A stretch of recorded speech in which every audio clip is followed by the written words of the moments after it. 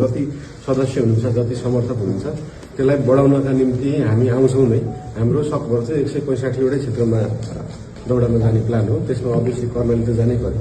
कर्णाली जति सुन्दर छ समस्या त्यति नै धेरै छ होइन। त्यो कुरालाई चाहिँ विशेष गरी त्यही हुने नेताले भनौँ लिडरले भनौँ कसैले भनौँ त्यसलाई चाहिँ ग्लोरिफाई गर्दाखेरि स्विजरल्यान्ड जस्तो देखाउने बेलामा चाहिँ सबै अगाडि आए।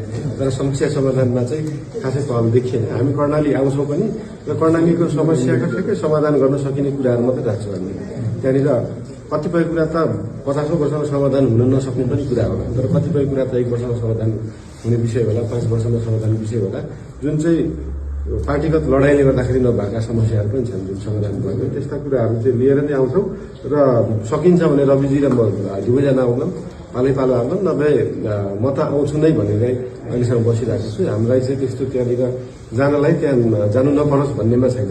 सकभर हामी जाम नै भन्ने छ र गएर त्यहाँनिर त्यो एउटा माहौल बढोस् पनि भन्ने छ, बढ्छ पनि होला र तपाईँहरूले त्यसको लागि साथ सहयोग गर्नु।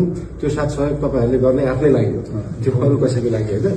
त्यही हिसाबले तपाईँहरूले म झापा 5 मा छु। झापा 5 का जेनजी पुस्ताहरू के भन्नुहुन्छ, के भन्छन्, एकचोटि छोरीहरूको पनि कुरा सुनौँ ल।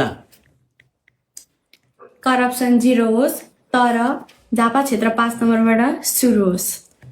शिक्षा, स्वास्थ्य र कानून सबैको लागि बराबरी होस् र अरू मानिसहरू जस्तो गरिबहरू जस्तो भएर यो देशमा न्याय नपाएर मर्न नपरोस्। म नेपाली विद्यार्थी हुँ र मेरो शिक्षा र दीक्षा यहीँ बितोस् र मेरो जन्म पनि यही भूमिमा भयो र यही भूमिमा मरण पनि होस् भन्न चाहन्छु। राजनीतिमा पावर र पैसाको चलखेल नहोस् र फेरि हामी उठ्नु नपरोस्। जय नेपाल। सुन्नुभयो?